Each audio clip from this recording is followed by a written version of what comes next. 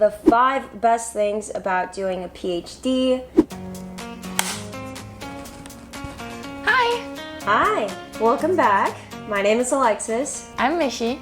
And we're both PhD students at the University of Hawai'i at Mānoa. I'm a 4th year in Biological Oceanography. This is my 5th year in second language studies. Yeah, and you just defended your dissertation. I did. Yeah, so you're really close to being done. Yeah. But yeah, anyway, in this video we wanted to go over the 5 best things about doing a PhD. In our last video, PhD video, we talked about 6 reasons why doing a PhD is so difficult. And those were more like the bad things about doing a PhD, I think. So we wanted to focus a little bit more on the positives and share that with you just in case you're interested in doing a PhD. It's not all bad. No, it's not all bad. And we'll go over 5 reasons why. Yeah. Yeah. We hope you like it. If you like them, subscribe to our channel. Yeah. And that's it. Yeah, please do. Okay, should we get into it? Yeah. First best thing about doing a PhD. Yeah. First thing, you get to travel a lot for work, which is really nice. You get to travel for conferences, I guess field work, or other data collection stuff that you need to do. And usually when you travel for work things, you can use, travel grants and stuff to cover it. You can find funding, maybe get reimbursed sometimes, so that's really nice. It doesn't always cover all of the costs that you have. No. Especially if you're in not as well-funded departments, but you can definitely get some funding. Yeah. Some is better than none, and then you get to also travel to cool new places that maybe otherwise you wouldn't have seen. For sure. Yeah. And all the conferences usually have some kind of excursion. Yeah. So they even show you some cool things in a little the places. field trip. Yeah. Yeah. So for my conferences that I've done during my PhD, I got to go to Venice. Venice was a really cool conference in Norway, and I took you with me to Norway. Yeah. Yeah, that was cool. That was actually so much northern in Norway that it was within the Arctic Circle. Yeah, we were in the Arctic Circle, and that was so cool. Yeah. Also, I wouldn't have just gone to Norway just because. Yeah. Especially that place, right? Yeah, so that was really cool. And then I did my field work in Germany, which wasn't super exciting for me because I just went home to Germany. But I still got to get funding for my trip home, which was nice. And then also, if you just do field work somewhere else, you could pick any place that you wanted and can go there for your work. Yeah. And I just recently got to go to Tasmania, which was really cool. We had a layover in New Zealand. Yeah. That was nice. You can also see our vlog of our whole week in Tasmania and day in New Zealand if you're interested. Because you got to take me. Oh, yeah. We also got to go together. And this summer, we're also going to another conference of mine that's in Japan. And we haven't been to Japan. We haven't been to Asia. So that's going to be a really big trip for us. Yeah. Yeah. And aside from conference travel, I guess I also got to go to San Diego. That's where our cruise was leaving off of for my field work, and also the middle of the ocean. But some people get to go to a lot of different places. If they're conducting field work on other islands, they just get to go to Big Island or Maui for a few weekends at a time. That could be pretty fun. Or even Antarctica. Yeah, even Antarctica, which would be crazy. Yeah. You can really, in oceanography, I feel you can really go to some cool places for field work. So yeah, just traveling for work is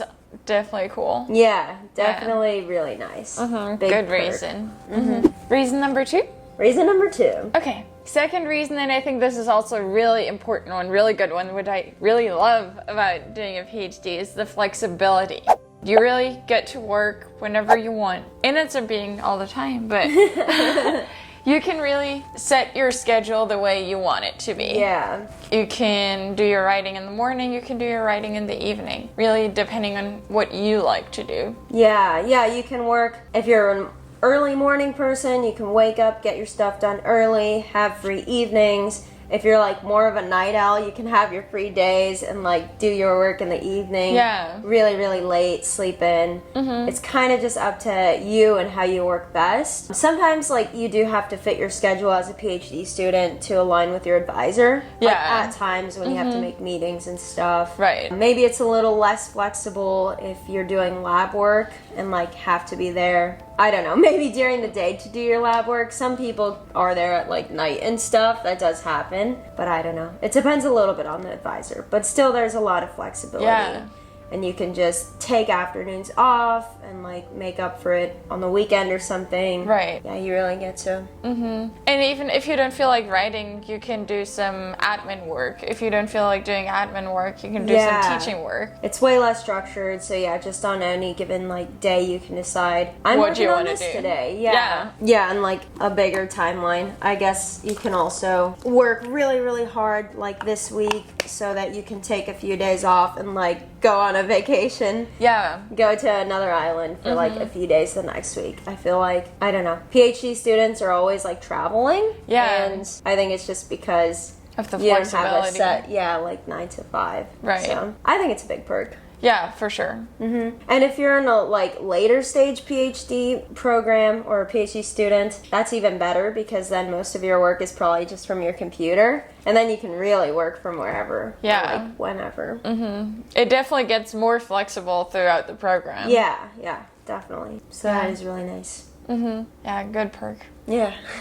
Number 3. Number 3. You get to do a lot of different types of work. So we mentioned that it's like pretty flexible, as in you can decide what you want to work on during any point in your day. Like you can switch from reading to writing. There's like field work, lab work, computer work, data collection, like all different types of work that you could possibly be doing in one day, which is really nice because you can just, I don't know, if you're tired of writing, you can work on something completely different. Yeah. Or if you have multiple projects going, let's say one project is really, really difficult, you can at least be making progress on some easier projects. Yeah. That usually helps to like switch between some. Right. And I would even say you can kind of pick the ones you like most. I mean, you do have to do a little bit of everything, but if you're like a person that really loves to do outreach, like science outreach, for example, you can have your PhD be very outreach heavy and do the rest only, I don't know, like the minimum. Yeah, that's true. And then you might be hired later for your work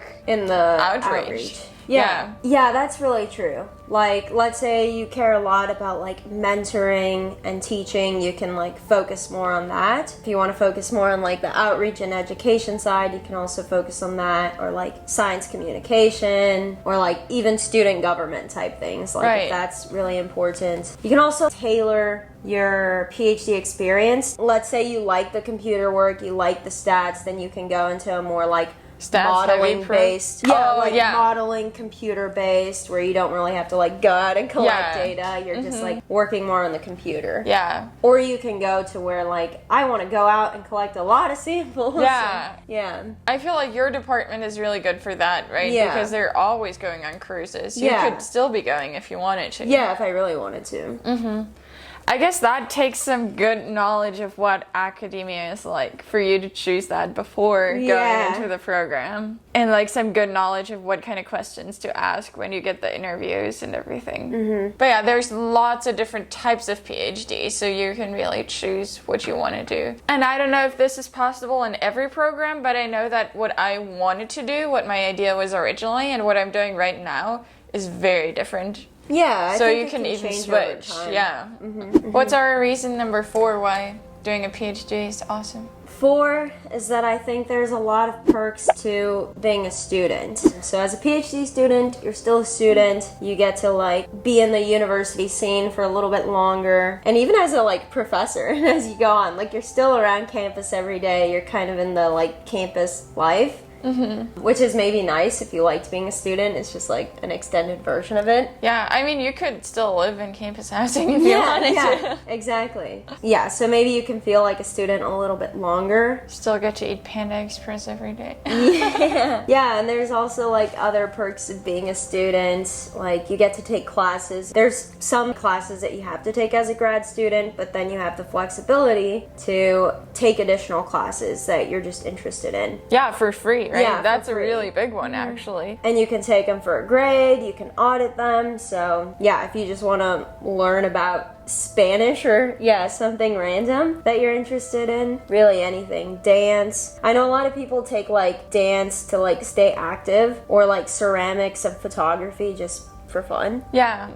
Yeah, so you get those benefits. Yeah, any kind of class like that would be so expensive if you did it not through your tuition waiver. I think even like scuba classes and diving certifications and stuff you can do through the rec center. Yeah. Honestly, a huge plus. Yeah. Especially for language learning, I think, too. Yeah, or if you just enjoy learning in general. Also, student discounts. Yeah, student discounts when you go to like museums and stuff. And like, I don't know, I've just realized around here that you're like, yeah, I can still use my student ID and stuff to get a discount on things. That's kind of nice. And like free food, because there's always events going on campus or within your department that just offer students free food. Yeah. And that's kind of nice. Yeah, for sure. Yeah. Not the only reason why I would do a PhD. No. Combined with the rest, it's a plus. Yeah. And then our last reason number 5. Number 5. Or top 5. Fifth best thing. Fifth best thing about doing a PhD could be that you get to say you're doing a PhD, so people think of you as smart.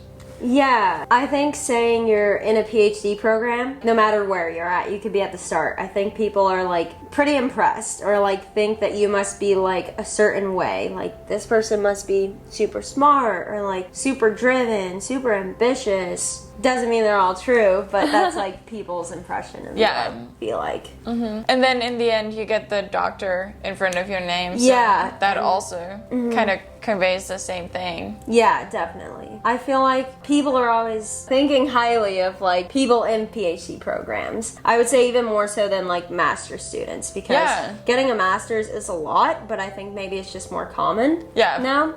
So like going for the PhD, people are like, whoa, like just, I don't know.